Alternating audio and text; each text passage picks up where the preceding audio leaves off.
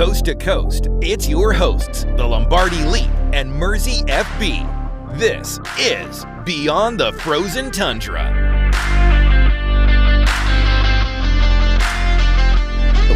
Hello, everybody. Welcome back to the show. I'm your host, Lombardi, and here with Mercy.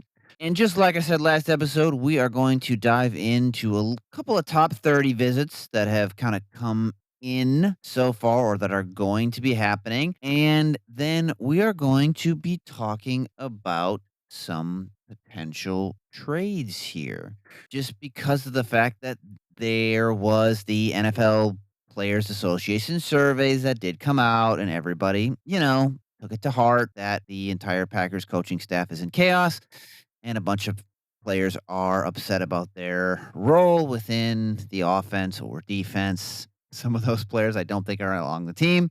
Obviously, I'm being a little bit facetious here with some of this. I don't think it's as bad as people think it is. But I do think that there is room to move a couple players here, especially as we go into this draft moving forward. Big thing, though, is top 30 visits. There's finally got some movement here, which is nice to see. Yeah. One of your guys you really like. I mean, I like two of the guys. Bringing in, I'll just list them here real quick first, and we kind of talk about them a little bit here. Romello Height, defensive end, Texas Tech. Ted Hurst, wide receiver, Georgia State. Josh Gesky, interior offensive lineman, Illinois. TJ Quinn, linebacker, Louisville.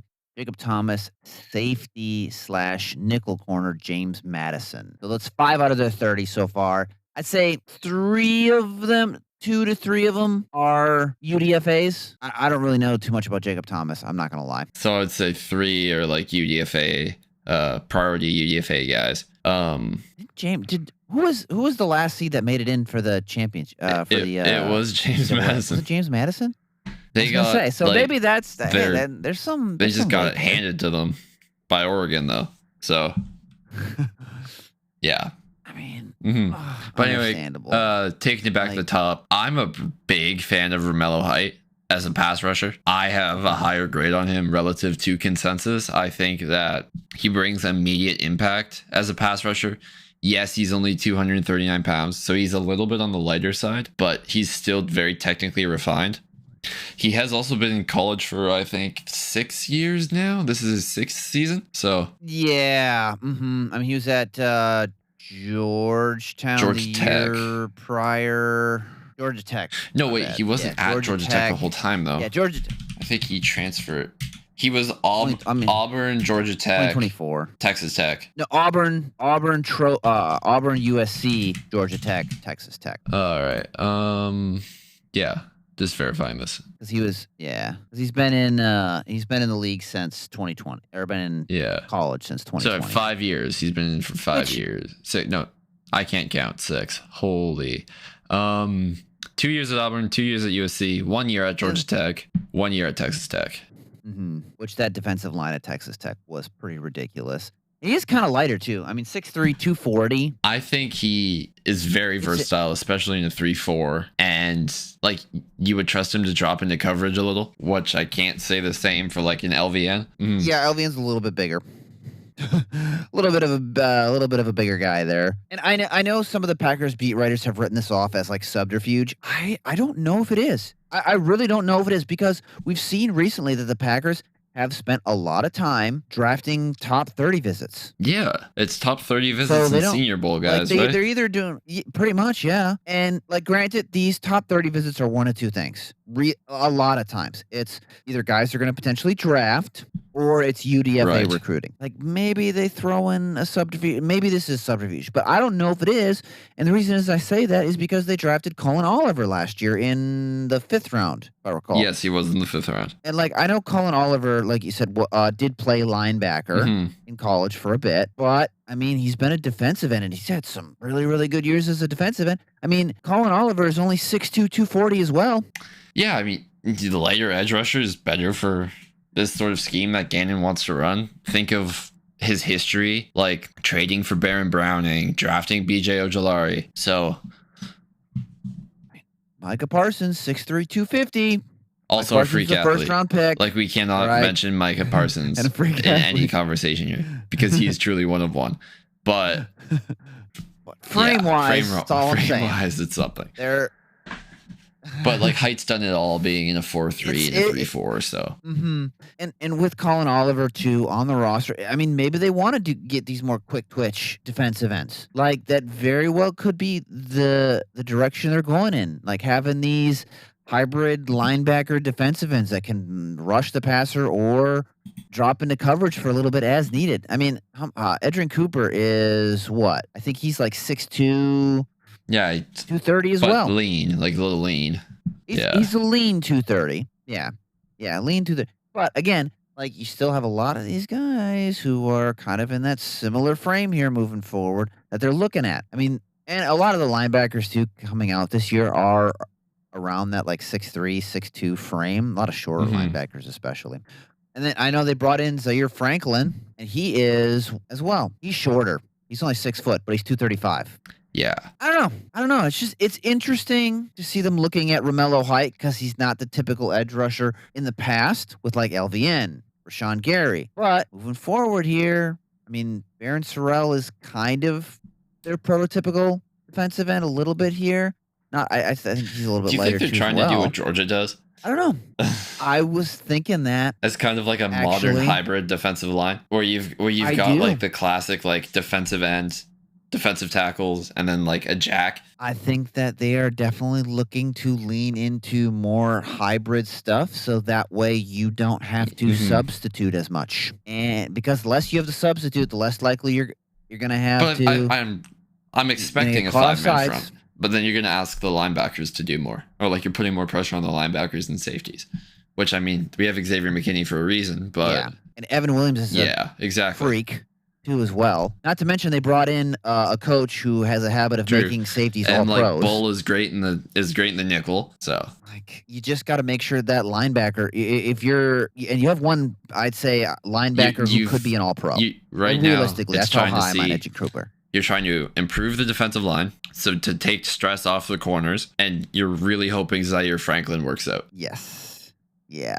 So if you got a running mate next to Edgerrin Cooper, who's going to be way more consistent than Quay was, especially has the ability to drop into coverage, look out. I think that is something that you kind of looking at here moving forward. And it is interesting with them trying to get some more pass rushing help, potentially, which we'll talk about some potential moving options on to there Ted Hurst. Too. I was going to say we can talk about a lot of people. Ted Hurst is a very good wide receiver at a small school. And this kind of leads into some trade options. If the Packers do end up trading a wide receiver, I would not be shocked if they take like a defensive tackle, or I should say, if they take a cornerback in the second. Okay, this is kind of what I think might happen. I definitely think there's a high chance that Ted Hurst could be their 3rd round pick. Yeah. I mean, I'm not sure how available he would be in like the 4th, but dynamic receiver, kind of like a do-it-all type guy. You can line him up inside, outside. Okay frame, right? I just want to make sure I'm not getting that wrong. He is 6'4", 206. Yeah. So, tall guy.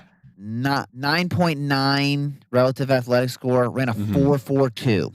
This is Christian Watson insurance. Yes. Like, realistically, you're gonna try and get Christian Watson in the 3rd round, and if you can, we all saw that Pierce deal. It's expensive. That Pierce deal for the Colts, absolutely, expensive, and it's like, do you want to pay Christian Watson that kind of money? I've been on record in this show saying I would. I mean, but moving back to like Ted Hurst, played in 12 games this past year. 82.1 receiving grades, 2.42 yards per route run, 59% contested catch rate, and a 9.0 drop rate. It's the main concern with him is the level of competition. Yeah, as a wide receiver. I mean, the nice thing is like if you go to a place with an actual quarterback like the Green Bay Packers, he'll do some work for you. And I also think too that the athleticism is there. I really don't think he's going to have that much of an issue transitioning to the NFL. Like it may be there's going to be some jump, just being a rookie wide receiver. I don't think it's going to be as bad just because, like I said, the athleticism there. And we saw it with Christian Watson in his first year. He had a little bit of the yips,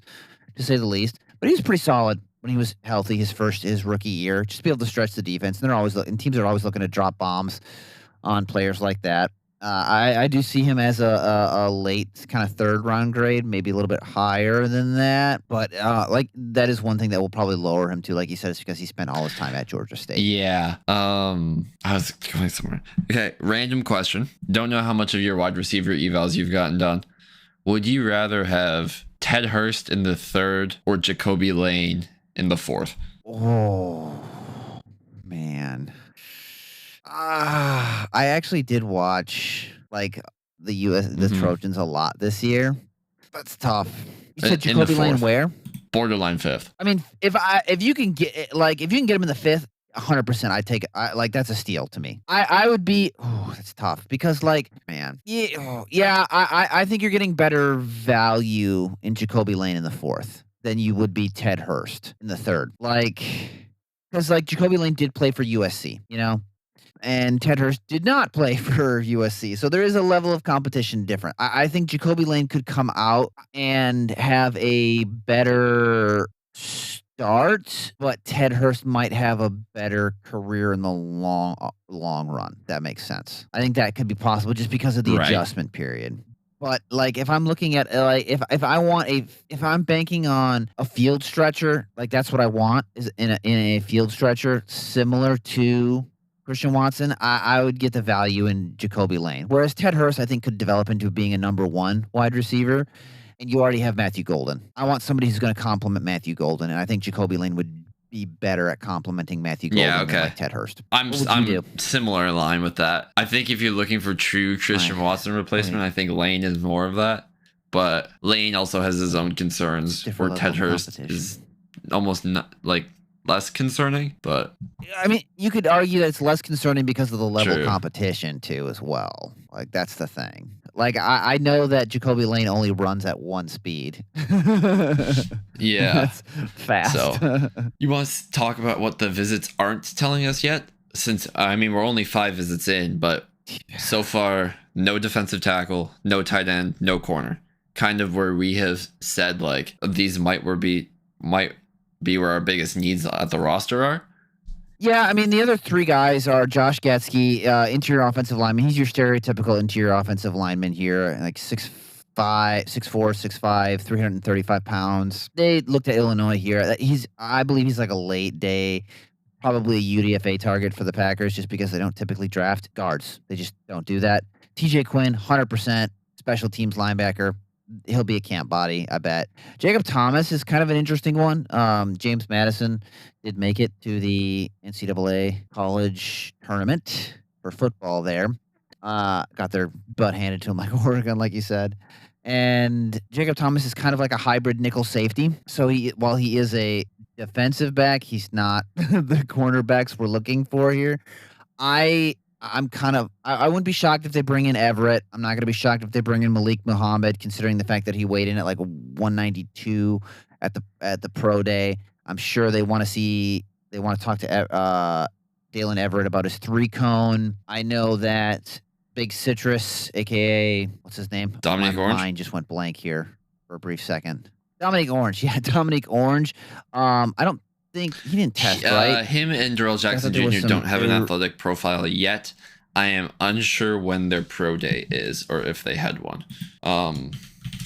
So I thought Dominic Orange was dealing with some nagging injuries, and I know they probably want to. I would look out for Christian Miller within the next soon too as well. Okay, Florida State did have their pro day. I don't believe Darrell Jackson Jr. tested. Yeah. So, I mean, I think that what they're looking for realistically from their top 30 visits so far, I mean, they're looking for versatility on the back end. They're looking for speed and range at linebacker because that's really what Jonathan Gannon wants. And with Micah Parsons is probably going to start the year on the PUP. I think having pass rush is never you can never have enough pass rushers. Like that is realistically, that is true. I'll give them that. And JJ Enagbare is out the door. I do like our room. I think I like Brenton Cox Jr., or we should say we both do. Both like Sorrell. I think Cullen Oliver can be a really interesting piece. It's just a matter of who's going to step up and be a consistent pass rushing partner along with Micah Parsons. I think it's going to be LVN. And it is, I do have high hopes for him kind of moving forward. I think them bringing in Ted Hurst really does signal a wide receiver is out the door. And this kind of like leads into where some potential trade talks. I think they're going to bring in some tight ends. I wouldn't be shocked if they drafted one and then there's like a UDFA. I think they like Wiley. They obviously love Tucker. And Musgrave, I think, is potentially out the door. Realistically, here is the odd man out, just because he's not the type of tight end you need in this offense. True. And he's on the last year of his deal. Wicks is the same way. So, like, realistically, here, what do you need as like for the Packers? I mean, you don't have a first round pick. You have a crowded wide receiver room. Your tight end room isn't as great, but it's a great draft for tight ends. Like, you can get a tight end 2, a tight end 3 as a tight end 3 as a UDFA. You get a tight end 2 late if that's what you wanted to do. You need more picks, more shots on the board, or I think that like right now you need a nose tackle kind of like, 'cause I don't really know who's on the roster besides Nazir Stackhouse for a nose tackle. Ford. Yeah. They tried that one before. And that's a former 7th round pick. I mean, so you don't really have that much experience there. I know that teams have called about Dontavian Wicks quite heavily. Understandably so. The Packers like their wide receivers bigger. You have Christian Watson, Romeo Doubs out the door. I mean, Matthew Golden and Jaden Reed are probably their 2 smallest wide receivers, outside of Wicks. And they drafted I forget about Savion Williams. I'm not gonna lie. He kind of gets forgotten, but he's a big dude. A regular season touchdown over Matthew Golden, right? Matthew Golden, yeah. It frustrated me so much. So, like, with the Packers are going to extend potentially either one of Reed or Wicks. And they'll always have, like, UDFA guys rotating through the room. Like, Will Shepard will compete for a roster spot. Jacoby Keeney James will compete. I'm missing one. Not Tesla. Isaiah Nayor. Isaiah Nayor. And Bo Melton is back, dude. So do with that as you will. But no matter what Rube. So anyway, I looked at some players who are potentially either in the last year of their deal. One specifically has been talked about, rumored to have asked for a trade. So I'll kind of talk about this right away. Getting some defensive help. Josh Sweat. Josh Sweat went from playing with Jonathan Gannon on the Eagles to signing with the Arizona Cardinals and playing with Jonathan Gannon on the Cardinals. When Jonathan Gannon got fired, the rumor is he's like, I don't want to be here anymore. Get me out of here. Again, nothing else has come of it as of late. He has no more guaranteed money left on his deal. But what's left is expensive, I believe. It's not too bad. It's doable. And the thing is like, right now, the Packers do have some money that if they wanted to spend, they could spend on either. The Packers basically have the ability to get around $35 million in cap space if they like restructure Love's deal, if they extend Devontae Wyatt. Like that's just kind of what they could do. If they were to trade for Josh Sweat, they would only be taking on about. Let me see here. I mean, Arizona's going to take 16. Arizona's going to eat 16, so it's really not that much at all whatsoever. Like, it's actually kind of wild. Arizona would have to eat about half. So I think it'd be like between $12 and $15 million to trade for Josh Sweat. Doable, in my mind. But they'll have to think of 29. How much more of an upside it would give to have him on the roster over playing and developing guys like Barron, Colin Oliver. Yeah. And I think, too, it'd kind of be like potentially a one-year rental. But here's the thing, though, with the Packers. They rotate heavy on the defensive end. Like, right. Well, at least they used to. Yes. Because Rashawn Gary also play a whole game. Everyone's like, oh, yes, edge is a need. Well, yeah, but Micah misses like 2-3 games. I'm fine with 2-3 games of edge pressure or of edge production from LVN, Brenton Cox, Barron Sorrell, Colin Oliver in a 5-man front. Less double teams for them to fight through. True. And I like and like you and I both have said too, we believe that LVN's going to step up here. I liked what we saw when I liked what I saw from Brenton Cox when he was healthy in 2024. That is true too. He did have a groin injury, was basically on IR the entire year in essence, and coming back from that, so that didn't help him. I mean, I don't think this is a realistic trade package for edge. Like Wicks in a 4th for Josh Sweat. I'm not sure that that's kind of a thing that would happen. What I think is a more realistic option would be Baron Browning. Yeah, I think you could give them Wicks in a 6th. For Baron Browning, or even just a 6th, like realistically. I would say just a 6th, or at most 1-for-1 Wicks for Browning. Yeah, one of those two. Like that gives you some edge depth. He's kind of that hybrid guy too. And he's familiar with the Gannon system. Gannon likes that sort of a thing. I'm more interested in picking on the Jets. To be honest, a little bit. Like if you could throw a 6th for Baron Browning, and then trade Wicks for Harrison Phillips, like that, I'd be so happy with that. You know what I mean? It frees up catches for your other better wide receivers. Like Wicks is so inconsistent. Everybody talks about how he's like the next Davante Adams, blah, blah, this. Look, man, he forgets how to catch the ball every other year. And I don't agree with people who say that Wicks is better than Reed. I think that's fundamentally wrong. And it's recency bias because Reed had that unfortunate drop at a clutch time. I think if any of the wide receivers are out the door, it's Wicks. The Packers love Jayden Reed. They've said no to trading him, vehemently said no, but there have been no rumors that they've said no to Wicks. So I think Wicks is, my gut feeling right now is that 65% Dontavian Wicks is out the door. Okay. It would be sad to see him go, but for either a pick. I mean, I think it's either a pick or with New York. I do think that they could trade for Harrison Phillips because they have Devondre Sweat. They need a wide receiver for who's their quarterback? Oh yeah, Geno Smith. They have Garrett Wilson. They'll probably take one of like Tate or Tyson, maybe. I don't know, but if you could get Phillips as a 1-year rental, great. Maybe call about Briggs. Fixes your run defense. Yeah.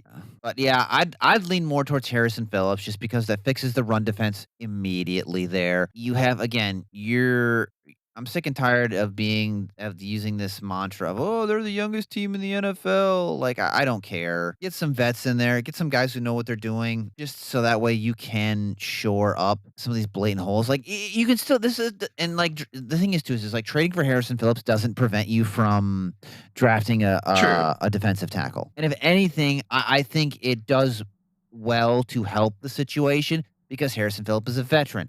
And if you're drafting a guy, let's say you draft a guy, let's say Christian Miller falls or Lee Hunter falls, or you draft a guy like DeMonte Capehart, who a lot of these defensive tackles in the draft aren't the best pass rushers necessarily coming out. They can learn from a guy like Harrison Phillips who knows how to run stuff. They can run stuff better. That'll grow.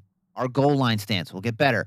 And on top of that, too, you brought in what's his name from Minnesota? Yeah, Javon Hargrave, who knows how to rush the passer. Devontae White knows how to rush the passer. You're now setting this rookie defensive tackle up for success because you have guys who are really good at run defense. And you have guys that are really good at rushing the passer. You can get this guy in here, this rookie in here who can learn from both these guys. And maybe you don't have to extend Devontae White, who just turned, 27. It's going to be 28 by the end of it is his deal here going into next year. And you can use that money somewhere else. Or maybe you want to pay Christian Watson $30 million because you're going to have to pay Tucker Kraft a bunch of money too, and you have your trenches secure for the future. So I think there's a lot of quality reasons to bring in a guy like Harrison Phillips and trading out a guy like Wicks when you have a guy like Matthew Golden. Is my logic? I can get behind it. I can get behind it. I just feel like, we saw how bad the nose tackle stuff was. We did. It was not pretty. We got beat up. I got sick and tired of getting beat up. So I think that getting a guy like Harrison Phillips would be a very wise endeavor. But the question is what do you do with a guy like Luke Musgrave? What do you do? What would I do with a guy like Luke Musgrave? Trade him at the deadline? He doesn't fit. You think so? Yeah. Probably. You kind of use him sparingly the first half of the season. And then you're like, well, that's what you can get out of him. Who wants him? It's just who wants him kind of a thing. I have a question. Okay. This guy's not on the list. All right. He had a down year last year. We have the San Francisco 49ers DB coach Lenoir is currently You want to trade for Lenoir? our DB coach. Now, Lenoir, there's another gentleman who I'm a big fan of. Wait. Oh, the Florida State guy, right? Renardo Green? Yes. Renardo Green. I think he seems to have fallen out of favor slightly in. On a rookie deal. I don't even know if they would give up on him that quickly. 25. He doesn't play, like, it sounds like he's out of favor. That's the rumor. Maybe. I mean, 6 foot, 186. Yeah. Well, they brought in Nate Hobbs. True. Like, that's the I feel thing. like a bunch of other teams would have brought in Nate Hobbs as well, just to see if he could stick at the position, but... I don't know. Like, and it sounds like they're going to draft a corner, too. That's the word. Okay. Okay. So if they're... they're not going to get rid of Nate Hobbs. You know, they just signed him for a year. Lenoir is going to be there, too, as well. Yeah, I'd take a flyer. They have trade... I mean, I know he's 6 foot, and he's 186. So he's kind of like... Wait, why is he on the threshold? He's on the threshold. But I like the way he played his rookie year, I think it was. I love Florida State DBs. Well, at least I used to until they fired Pat Surtain Sr. Yeah. Patrick Surtain Sr. Yeah, which is ridiculous. Like, I wish we would have made him our DB coach. Like, realistically, it's absolutely crazy that they let him go. So I think Renardo Green could be a potential sneaky option. There is the Shanahan connection there. There is the DB coach connection with the Packers as well, and he did play well. I think Renardo Green played better under that DB coach. I just like Renardo Green. He's stocky. Do you think that maybe they would take a guy like Wicks? Mike Evans, Ricky Pearsall, as like Ayuk's probably done there. Yeah. Yeah, Brandon Ayuk's gone. Is Ricky Pearsall that good? Christian Kirk's a slot, and he's... Ricky Pearsall has not played a full season. Yeah. And Wicks is... I think you could maybe get... You could, yeah. Mm-hmm. Give him Wicks for Renardo. I think that's a tangible option. I think the weirdest option is where do you send Luke Musgrave? Like, what teams use, like, Luke Musgrave? They lost Ingram. Do they want... Don't they have Ingram? Or Ingram left. Do they want another one? Ingram left. I don't think so. No. Who do they have? Strange? Who's their tight end one? I don't know, man. I don't know. Basically, you'd be looking at a team who really liked him in the draft. We know he's not going to Las Vegas. They have like 1 billion tight ends there. Yeah. Well, I mean, if you're trading Luke Musgrave, the team that's trading for him is like, I'm never going to get a tight end 1 out of this. He could be a high-end tight end 2. So it's kind of whatever that value is at the time. Yeah, it's just so tough. I just don't know where I really don't know where he would go. Like, maybe I could see New England, potentially. They'd be an option. If they want a, like, Hunter Henry-esque replacement. Yeah. I mean, do the Chargers have a vertical tight end threat at all? So Rondé Gadsden. I don't know how much they... I don't know. Like, Luke Musgrave, I think it's just more of I'm getting a 5th round pick for him. Maybe, here's an idea for Luke Musgrave. Might be kind of wild. Why not trade him for Spencer Rattler? Why would we do that? Backup quarterback. I think Spencer Rattler's not going anywhere there. Like, you know what I mean? He's not going to get the opportunity to start. He has Malik Willis-esque characteristics. I think that he's kind of a quarterback that Matt LaFleur can take and develop into a potential starter as well. He still has a couple years left on his deal, so you're not worried about having to draft. I don't think they would trade Rattler. Quarterback. Well, he's not doing anything there. He's not their starting quarterback. Well, would you rather have quarterback like 38 as your backup or quarterback 45? So true. That's fair. That is fair. I just think I think Spencer Rattler has more upside than Desmond Ridder. But if you're trying to trade for anyone on like the Saints roster, I would try and get like Godshaw or Boyd, one of the defensive tackles. Oh, true. There are better options available. But yeah, that is fair. I don't know. Like I don't see. I think the biggest thing is like I don't see Dontavian Wicks. Between Dontavian Wicks and Luke Musgrave, I think Wicks is most likely to be moved. Like, realistically speaking, just given that Kraft is hurt and coming back from ACL injury. I do think, though, that, like, I agree with you when you said, like, okay, the deadline coming around and maybe you're, like, you drafted a guy, like, let's say we got a guy like Delp, or if you listen to our last episode, if you go back to our last episode, we talk about tight ends. If you get a couple, like, one or two of those guys from our last episode and you're at the trade deadline and it's like, okay, yeah, Luke Musgrave, not a part of our future here. These two, the rookies way better. Josh Wiley's a good tight end 2-3, and Tucker Kraft is back and killing it, and we're going to pay him regardless. So we'll just dump him for whatever you can get, even if it's like a fifth at that point in next year's draft. Like, I think that I do agree with you. That's he's probably more of a deadline trade, whereas Wicks is an off-season trade for potential help somewhere. Maybe cornerback, maybe defensive tackle, because those are still the two primary needs. We have like 6 linebackers on the roster here moving forward already. So I don't think we need another linebacker, but to see what happens here. I am interested to see some more top 30 visits here. Me too. This is where everything just kind of ramps up and you kind of build a better picture of their strategy. A lot of people will say, oh, here's what they do historically, but it's kind of interesting to see what they're going to do. So, yeah. And so as we kind of learn this more and more, this kind of helps our predictions on who we're going to draft, which I think we're due for another mock draft, don't you? Yeah, we are definitely due for another mock draft. Oh, we are.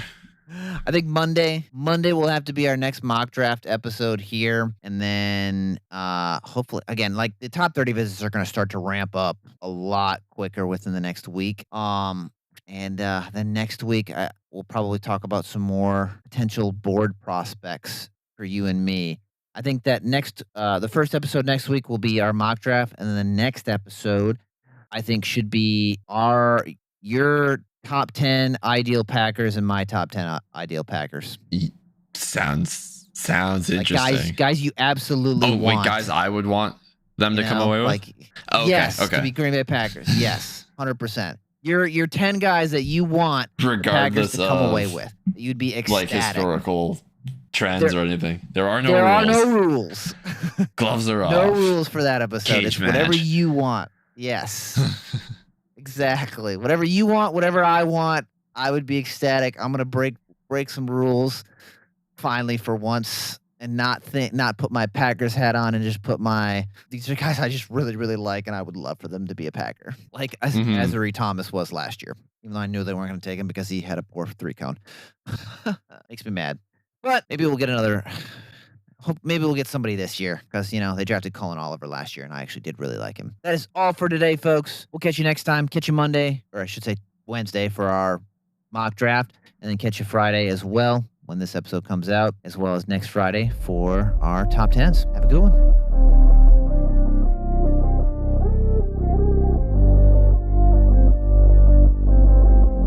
To Packers fans coast to coast, thanks for going beyond the frozen tundra. We appreciate you tuning in. And as always, go Pack Go!